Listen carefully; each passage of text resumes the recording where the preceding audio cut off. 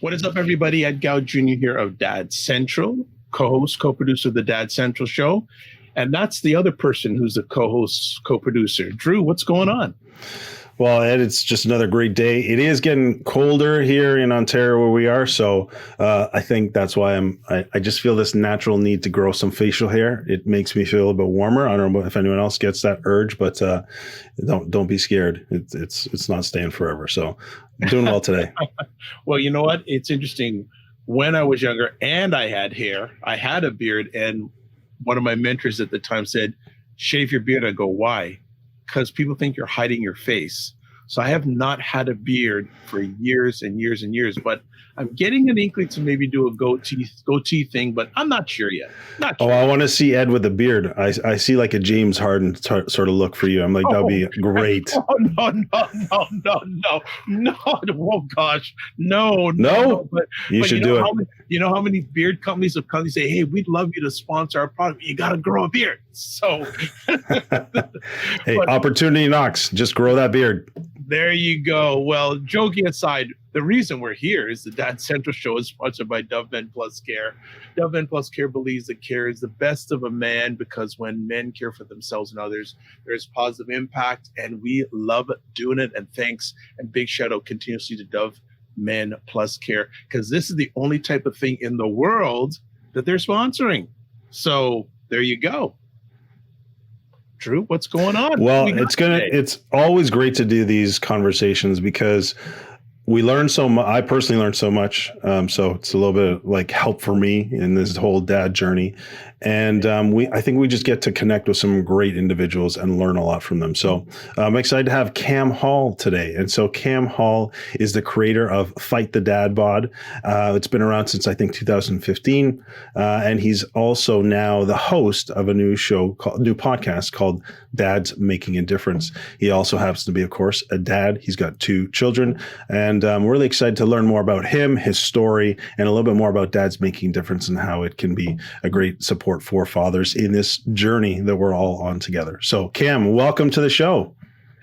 Guys, thanks for having me, Drew, Ed. You know, you guys do such an awesome job with this podcast. It's an honor to be here and to spend some time with you today. And I gotta have my input. Listening to 2 guys talk about growing beards makes me a bit jealous, because I think I could try to grow a beard for probably the next year.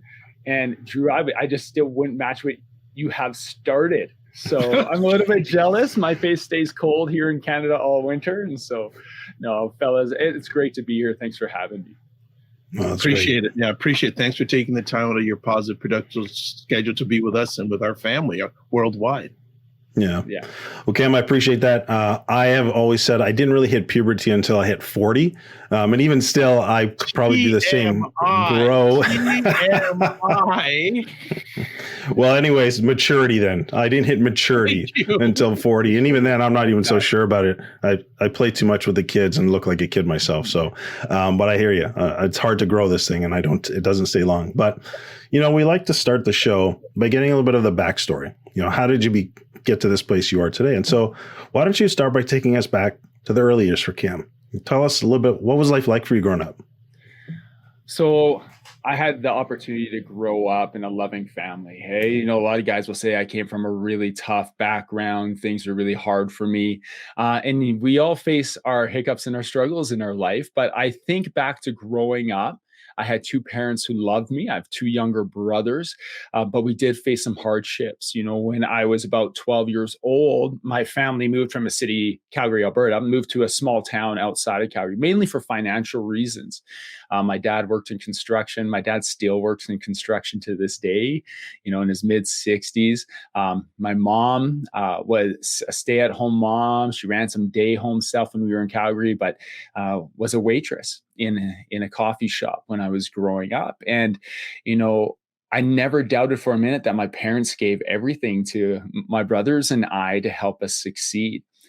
But it's amazing how when you get older, you start to reflect on little things that happened in your life, and you start to identify these little clues and things that were like, oh, wait a second, maybe life wasn't that good. My parents just worked really, really hard to make it good for us. I remember, I'll tell you a story about my first job. I was 14 years old in a small town. My mom was a waitress at a restaurant, and I got a job washing dishes as a 14-year-old kid. And, anytime you can make bank as a 14-year-old kid, that's pretty exciting. I wanted to save for a mountain bike. And by the time I was 15, the kitchen manager had trained me to cook in that kitchen. So I ended up cooking in kitchens and restaurants, short order, buffet style, everything, banquet type cooking for 7 years, because this is what I started. But I remember being 14, 15 years old and how there would always be this mistake pizza or this mistake order of food that my boss had made, and she's like so frustrated, and it would sit there on the counter, and at the end of my shift she'd be like, well, Cam, you can take that home and you guys can have that. And I thought it was the coolest thing, the free pizza and some food to take home. It wasn't until I had some real conversations with my mom about 8-9 years ago, I realized that was done intentionally, that our family was having a tough time putting food on the table, that my parents were really strapped financially. There's a lot of stress in our household. And these are things I didn't realize as a kid, that these mistakes were not mistakes at all, but it was for a way for us to feed our family, and that the kitchen manager knew we were having tough times. She was friends with my mom. And so I would bring home for our family to eat. And I think back to that, and I think it speaks to the sacrifices we'll make for our kids, but the way that even as strangers, we can impact the lives of those around us. And so I grew up in that small town. I got to move back to Calgary as a 19-year-old, played university basketball, college basketball. I had a blast doing that. But it really started my pathway into fitness. And I'd always been like an athletic, fit guy. I was the guy that you could jump out of the gym and run super fast. And that was fun in a small town. But when you get into a big city and you get on a university team, everybody can do that. And so then you were trying to figure out, where do you fit? Where do you fit with your peers? Where do you fit in the culture in which you're now a part of? And I struggled. I struggled a little bit in university, identifying who I was. We were all young 20 to 22-year-old men at one point, and we don't make the best decisions in those times all the time. And so I made some decisions in my life that maybe I'd go back and not change, but shift the trajectory of my life a little bit. But what I got into was understanding that fitness was a way for me to escape some of the stresses in my life.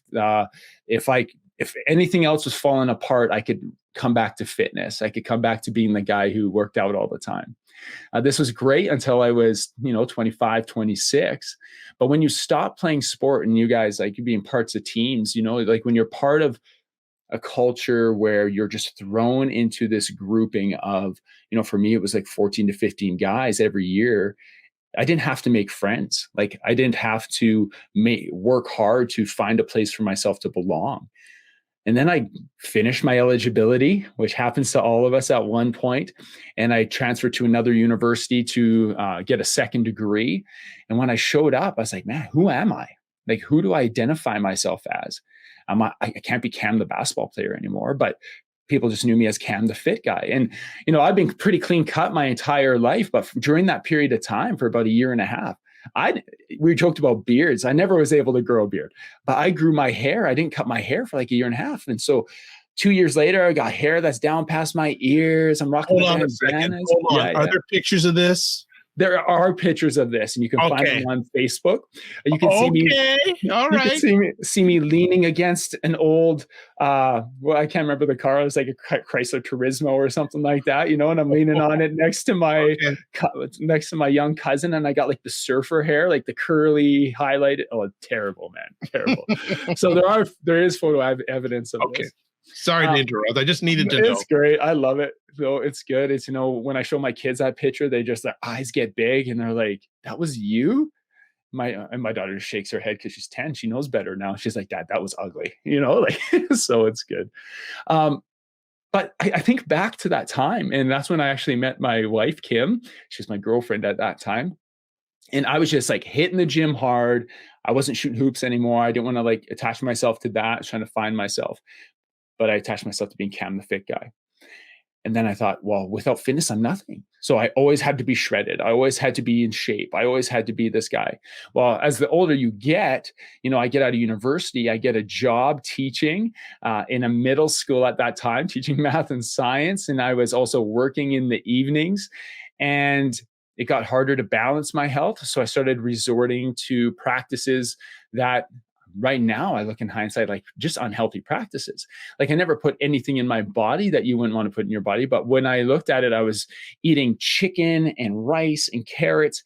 And that's all I ate for almost 2 years was chicken, rice, and carrots. I'd wake up in the morning, I'd have 5 ounces of chicken and some carrots for breakfast. And then 2 hours later, my watch would ding off and I'd be on the golf course with a friend and pull food, barbecue chicken and broccoli out of my bag. He's like, what are you doing? And it was because I had this image in my brain of what I needed to be for people to respect me. I had this image in my brain that I had to be fit. I had to be this really fit guy for people to want to be around me. And my wife and I got married in 2011, and I was not super healthy. I looked good, but I felt terrible. And she's like, this needs to change. And this really needs to change. Like you're not in a good space. And of course, when Maya was born, I was telling you guys before we started, I have a 10-year-old daughter named Maya, and Maya was born in 2012.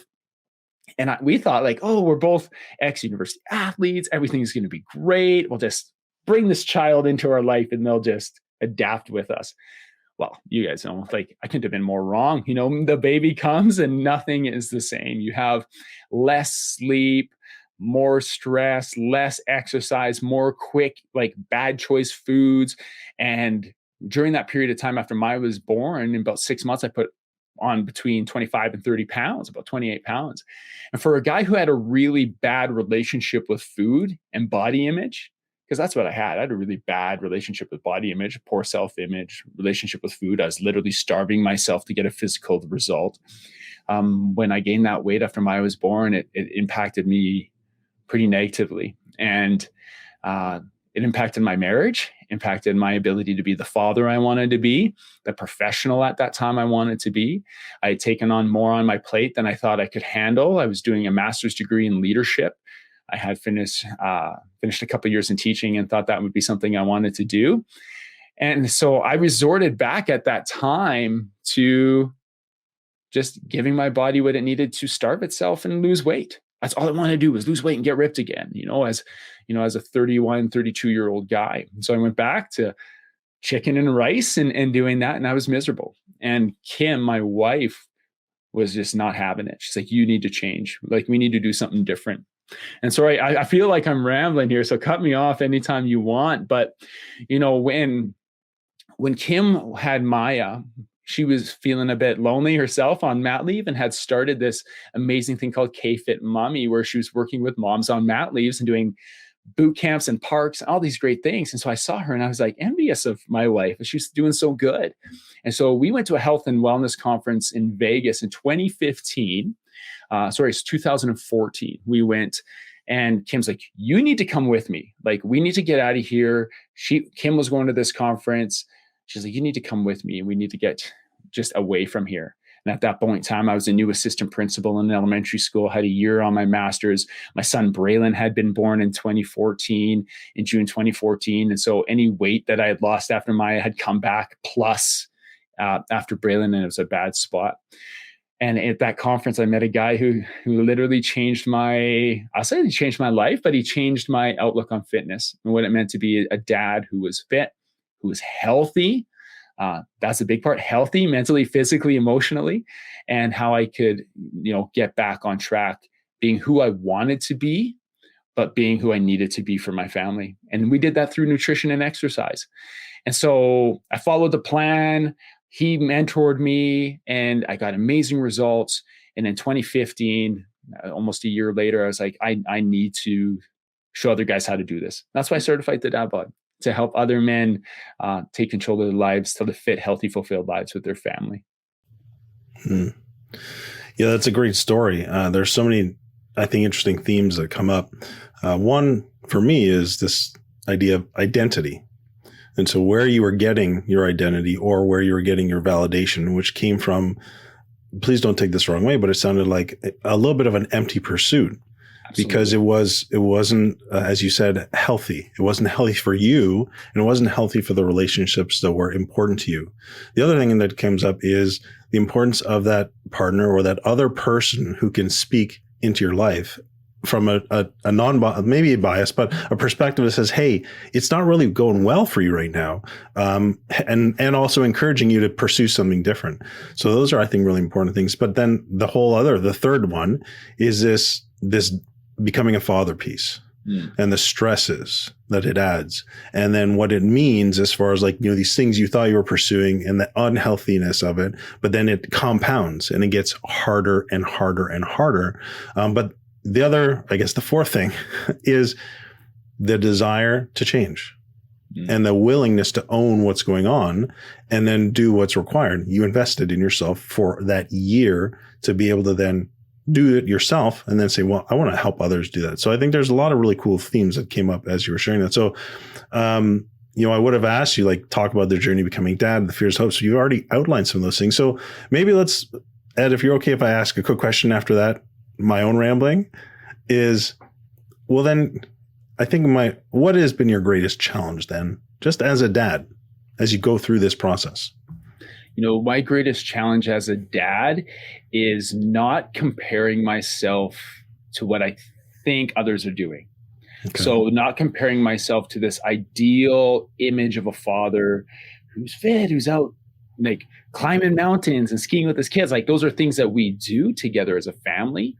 But I feel as a dad, and you alluded back to, there's this emptiness where I, was trying to fulfill maybe somebody else's expectations for myself and this self-image. And that is something I still struggle with today, is comparison syndrome. This comparing myself to others and feeling that as a dad, I'm not enough because I'm not doing what this guy on Instagram is doing, or I'm not doing what this business owner is doing. And so I started Fight the Dad Bod in 2015 to help guys just live fit, healthy, fulfilled lives. But for the next 7 years, I had an opportunity to connect with men in a coaching aspect where they had invested in themselves, where there was a catalyst moment in their life. For some of them, it was a scary health concern. For some of them, it was their wife telling them to get their act together. For some of them, it was, a job promotion that they weren't getting. And they felt it was because of their physical fitness. Whatever it was, there was a catalyst moment where they decided to invest in themselves, take it seriously. And so I got to build really solid relationships with these guys who came in as clients, but ended up as friends. But things started to bubble to the top, Drew. In these conversations, things that I had experienced in my own life that maybe I wasn't as vulnerable in sharing at the time, were starting to bubble to the top for these men. They had prioritized their health. They had prioritized their fitness and balancing some time. But even time balance was coming to the top. Oh, Cam, how do I do this? How do I make this work? How do I make this sustainable? And then it became, I'm having these tough conversations at home, my relationship with my wife. I don't know how to navigate this. And so I escaped to the gym, and I'd be like, hold up. I escaped to the gym for a long time for a period in my life. You can't escape to the gym. We need to hit these things head on. And so these conversations that started off about health and fitness, I felt they were quite shallow. Not shallow because guys wanted to look better and feel better and sleep better and have more energy, but shallow because men will stay shallow. Men will stay shallow in their conversations and they won't go deep. They won't have those unfiltered conversations. And so through coaching conversations with men and relationships with men over the last 7 years, that's where I was like, the hardest thing for a dad is knowing who you are, knowing what's important to you, knowing how to navigate the barriers and the pitfalls that you might encounter, and doing so in a way that feels natural, feels supported, where you're not comparing your journey to somebody else's. And this is where Dad's Making a Difference came from. Good. So good. I got a number of conversation pieces from what you shared, and all sort of been very impactful. One of the things I want to talk about is, what was the relationship with your dad when you were growing up? Because he's still working, construction guy. Hard worker, man. Yeah. What was that relationship, especially in those early days of Cam's journey? I think back to my dad growing up, and so many smiles come to my face, but also there's some memories of hardship. I remember my dad as a little boy when we lived in Calgary, like loving on my mom and hugging my mom, and they'd have water fights and chase each other through the house with a hose. And like, I remember these times as a child. And then I remember how there was a shift, maybe when I was a teenager, and I don't know what the shift was. I'm going to ask my dad someday. He's probably going to listen to this because he loves, supporting me and what I'm doing and hearing me speak. But I'm going to ask him, like, what was the shift? Because I found when I became a teenager, my dad worked a lot.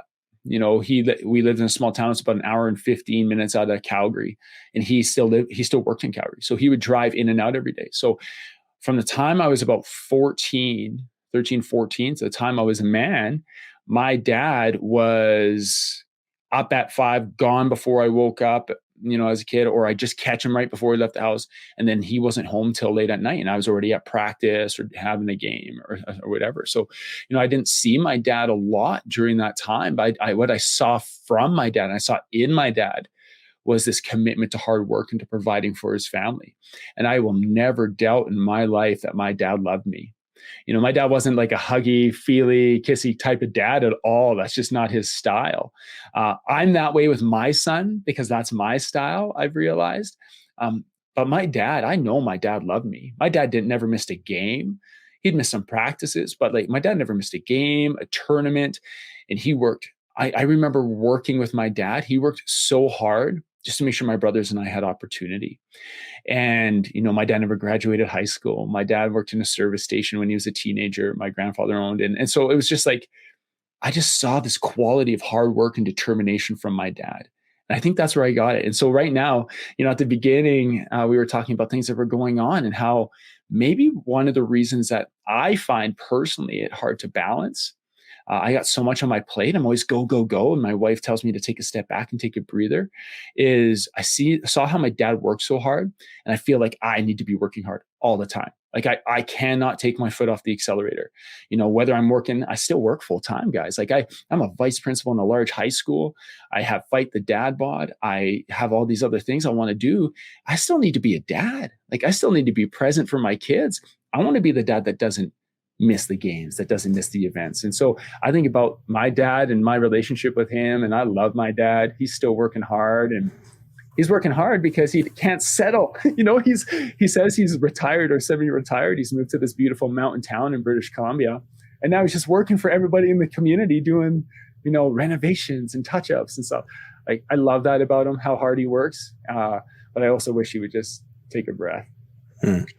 Well, that's interesting because one of the questions I did want to ask you was about the volume, right? So you got this new podcast that's making a difference. You've been doing Fight the Dad Bod. You've got a full-time job, you said. And so can you talk to us? How do you balance all of those things? You said you can't take your foot off the gas, but how do you balance being a dad, your family life, your career, your health, and the other parts of your life? To be honest, I can't. And so I had to be honest with myself. I had to be honest with my situation and say, I need to let some things go. You can't do it all. And if you're a father listening to this, hey, you can't do it all. I know we want to do it all, but you can't. And so I'm glad you asked that because I think it's an opportunity for me to be transparent of what's happened over the last year and a bit in my life. Full-time work. Obviously, we came out of 2.5 pretty tumultuous years, especially on the side of education. There's a lot of stress there, a lot of stress with my family. My kids were at home and not at home and back at school and back at home. And we all went through that. But, what happened at the beginning of the last year, beginning of 2022 was pretty eye-opening to me. I had Fight the Dad Bod rolling pretty good. There's lots of guys in that community. I was excited about dads making a difference. I was working full-time. I was doing some business consulting and leadership consulting, and my body started to shut down on me. This guy who had prioritized health for so long, who people look to for advice on how to live healthy, my body started to shut down on me. I was like, what are these things happening in my body right now? And my doctor, I remember January 20th, I went to my doctor, I sat there and I said, I can't explain this. Like, I can't explain what's happening. I have this lump in my neck. I have, this irregular heartbeat. My wife, we had 2 instances in my house where in the middle of the night, I had lost consciousness. One of the times, my wife, I had actually got, this is embarrassing to say, but I think it draws a picture like how what you see on the outside isn't always what's going on. Like on the outside on an Instagram, the guys thought I was super healthy and fit all the time. And here I was, maybe 6 hours later, I had tripped in the middle of the night, lost consciousness, smashed my face into the tile floor. My wife called the ambulance, and they're hooking me up to everything. And it was an eye-opening and very scary experience for our family.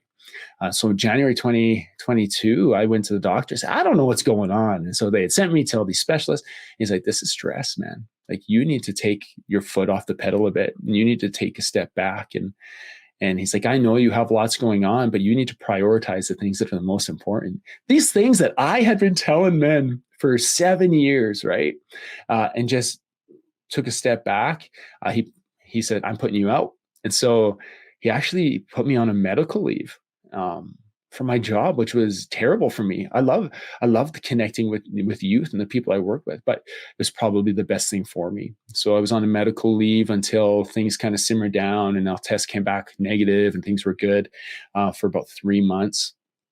And since then, I've taken the foot off the pedal a little bit with Fight the Dad Bod. I still love that community, but I love my family more. And I dove into the podcast and just focusing on maybe a few things in my life that are really important right now that I'm excited about, and not trying to do everything at once. I have a follow-up conversation piece. What did you learn about yourself during those 3 months?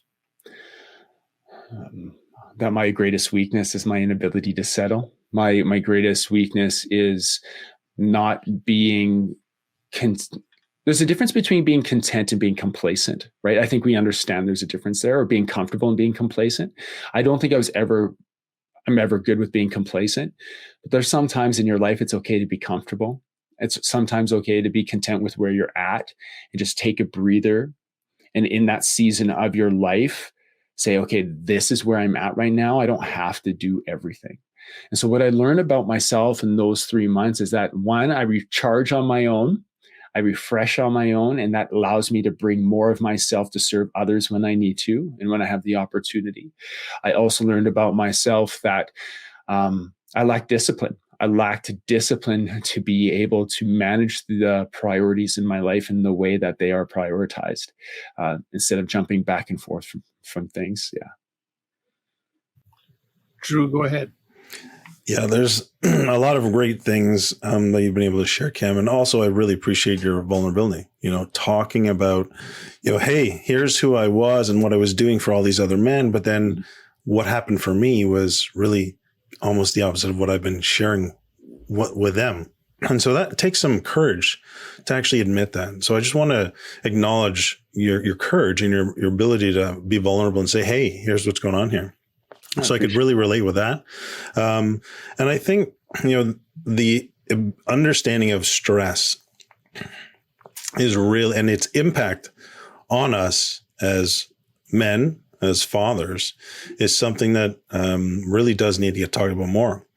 We just recorded a podcast with Dr. Stuart Shanker, and his research is about self-regulation, and his practice now and what he does is he teaches self-regulation. He actually does it for parents. He does it also for educators. And so it's a great reminder that, stress has a significant impact both on ourselves, but also those that are close around us. And if we don't understand how to manage our energy and manage the stresses around the world, it has a real negative impact. And so clearly your story examples, I've also learned that as well. So I'm going to share a brief story. I'm currently going through a very high conflict separation. One of the things that has happened through this period of time is I've had to take time off of work, and I've had to just be unloaded from all the things, because I've been very similar to you. Don't really take my foot off the gas. I just go. And I really resonated with this content versus complacency. I've always been like, well, go to the next goal, achieve the next goal, work hard towards the next goal. And this was a huge blow to that. So your health scare was your blow. For me, this huge significant separation and such high conflict was a huge blow to that. And so this time of being able to quiet or to be, offloaded of some of these stresses that we, willingly sometimes just take on because we feel like I can do this, I got this, has been a real eye opener. And I now know there's only so much I can handle. And I am very conscious and intentional now to simply move things off my plate. And I don't jump into where I would have been, oh yeah, I'm all of that. Okay. How does that fit with me right now? And I think we all a lot struggle with this idea of prioritizing. Not only prioritizing, but then also how many of these priorities can you actually handle right now? So anyways, I don't want to take up too much of this time talking about me, but I can certainly resonate with that. And I think there are a lot of dads who could. You want to comment? You go ahead. Yeah. Can I comment on that? Because I think maybe this is a question for you guys too, is I see this narrative, maybe it's a conversation for another day, but I see this narrative right now amongst men where being manly or manhood has to do with doing exactly what you just explained. I have to do everything. I have to be this. I have to do this. I have to accomplish this. I need to be this example for my kids. I need to be this husband or this partner. And I think it's just like pressure, subtle pressure that guys subconsciously feel, where they have to do that all the time. And I'm seeing more and more guys like go through experiences like you're going through or with like that I went through, and then have that realization of, wait a second, who am I trying to measure up to? Right? What is this measurement of manhood that I'm getting on Twitter that I'm trying to measure up to? Anyway, so I appreciate you sharing that, because I've heard that often, in guys' stories. Yeah. I think it tends to be a badge of honor. Look at all we can do, but the reality is, how well are you doing it, and what's the cost? Yeah. And so, being able to identify the top priorities where you get the greatest reward, you get as greatest return sort of on your time and energy, right? But also what is required of you. Some things we take on that are not actually required of you at all. And so that can also add to those stresses. But why don't we talk a little bit about this? So tell us a little bit more about your new podcast and how it came to be. And then what do you want to achieve with Dads Making a Difference? Or what do you hope that it's helping dads with? Yeah. And so I mentioned that things had started to bubble to the top in my personal one-on-one conversations with guys I was coaching. And these areas of like stresses, more or less, right? How am I going to provide for my family? How am I going to maintain my physical health? How am I having passion with my spouse? How am I, playing and being present with my kids? Like, what is my purpose? What are the things that I'm really after in my life? Because I don't know, I'm a couple of years over 40 right now. And I don't know if it's midlife crisis, but it's just this thing in your head. It's like, what am I going to spend my time doing? What is a priority? And what am I going to prioritize? And so I started to have I was going through my coaching call notes, and I started to see these common themes kind of bubble to the top. And it's like, well, men, like you just said, will try to take everything on. And one of my mentors will say, you'll go 2 miles wide and an inch deep. But instead of go 2 inches wide and go a mile deep, like focus on a few things and do them really well instead of doing so many things poorly. And so I said, I said to myself, and I was talking to my wife, actually, and one of my mentors, I said, men need a place where they know that this is normal, but that it's not acceptable just to stay there. Like, we want to be able to grow. We want to be able to aim for growth in what we're doing and take ownership over that process. And it may sound cliche, but you need to know your real deep why in doing that. And so I use those 3 things to form this filter for guys with dads making a difference. We want to be dads who are making a difference in our family, a difference in our businesses, a difference in our health, and a difference in our community, because there's a huge part of service that comes with, fulfillment and finding yourself and balancing your life. And so that's where Dads Making a Difference came from. The podcast is a way for me to connect with amazing guys and women who are making a difference and who are also on a trajectory to help others make a difference in their lives. So the podcast is just a great avenue for me to connect with amazing people. And then the Dads Making a Difference Mastermind is where we can bring amazing men together, dads who want to commit to making that difference in their family, their business, their community. But there's something also that I found is men were, especially over the last 3 years, men were craving connection. They were craving community, a place to gather, a place to connect with other men who maybe have been in the same spot.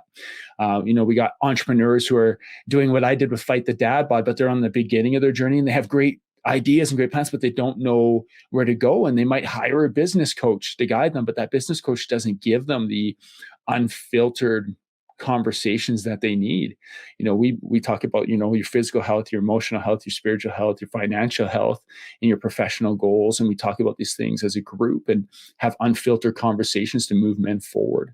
And so my goal is that through Dads Making a Difference, we are inspiring men to do that. We're inspiring men to reach out to other men, to encourage them, support them, but also initiate change in their life.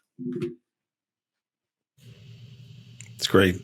I could build off of that, but I'm going to let Ed hop in here if you'd like to, Ed.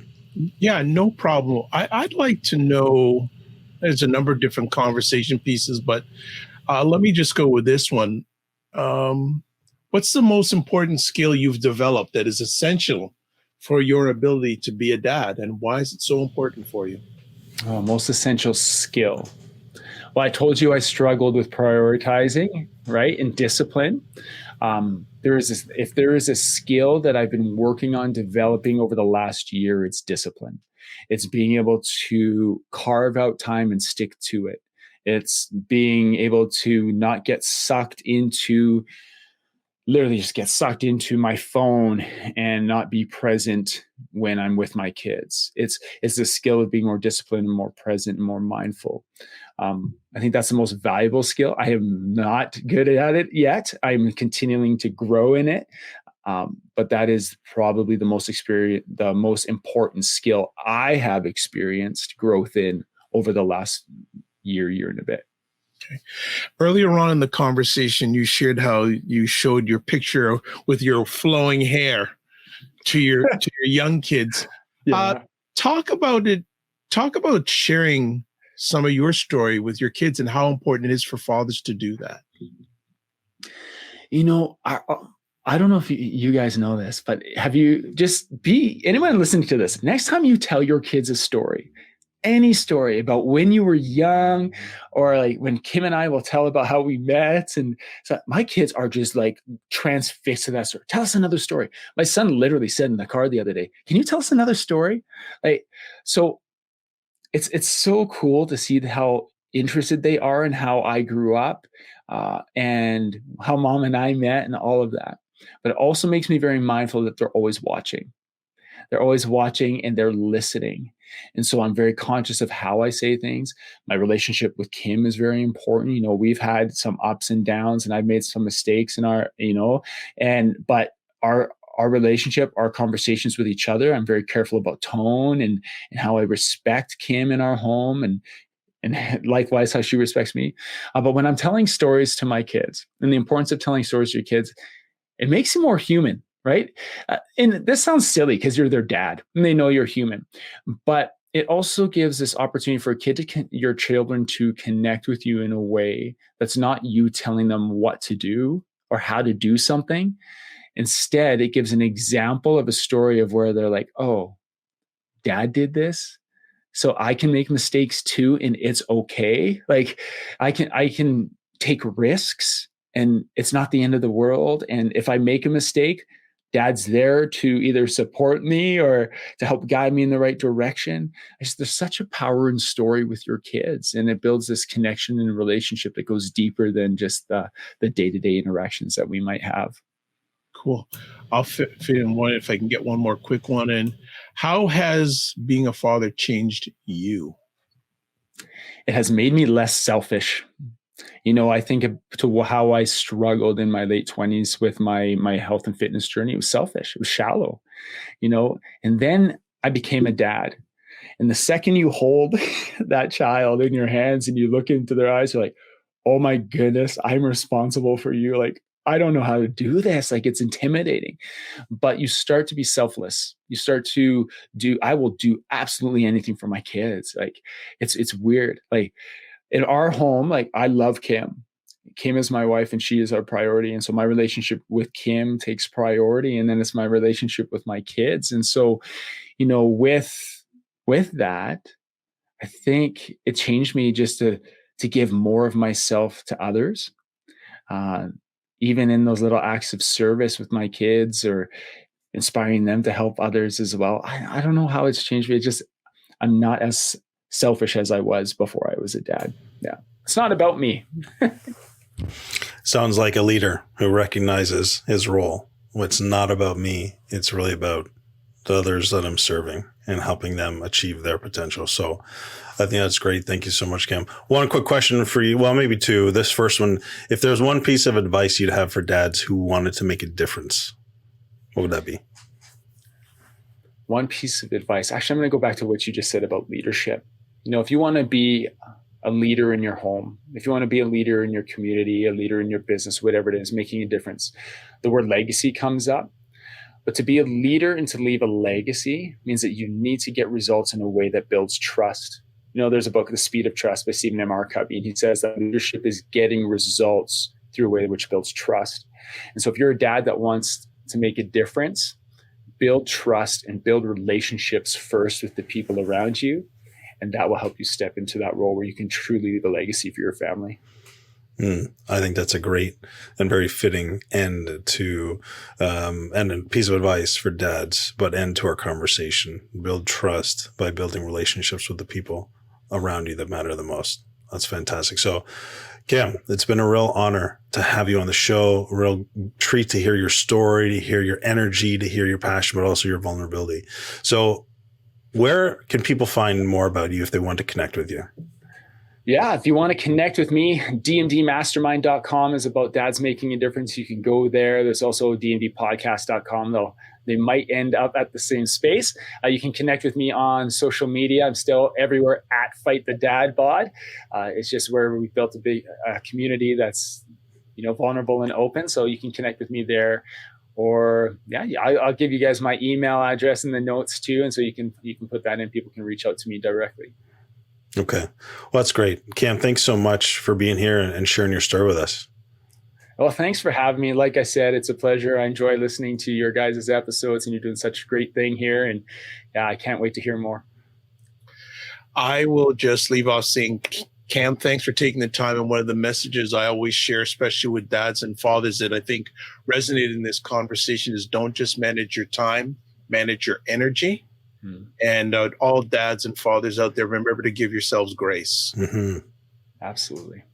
All right. So thank you so much. Please stay in touch, and we're here to serve you and your community anytime. Of course. Thanks, guys. Thank you. All right. That was a good episode, Drew. You did it again. You rocked the house. I'm not sure what you're talking about, other than we're a good team. And we bring on people who have great stories and have great content to share with our listeners. And so I think it's just a real honor to be able to do that. So if people are listening and they find value, then great. Keep listening. Share it with people that you think could find some value as well. Write back to us. Tell us more about either the show that you loved, what you want to hear more of.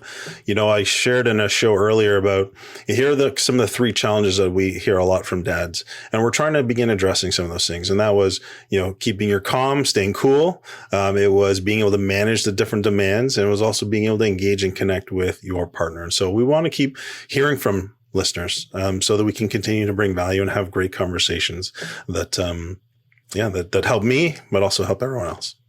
Excellent. Well, if you want to contact us, podcast at dadcentral.ca. If you want to listen or watch the shows, dadcentral.ca/podcast. And we have a pile of resources on the Dad Central website. So go to dadcentral.ca, and we have a lot of resources that will help parents, dads and moms, by the way, in the role of parenting. And we just want to end off, as always, the Dad Central show is sponsored by Dove Men Plus Care. Dove Men Plus Care believes that care is the best of a man, because when men care for themselves and others, there's a positive impact. So keep on watching, share it out, whatever platform that you're watching or listening to this on, subscribe to it and also share it out. And we'll talk to you soon. Be well. And remember to give yourselves grace, and don't just manage your time, manage your energy. Be well.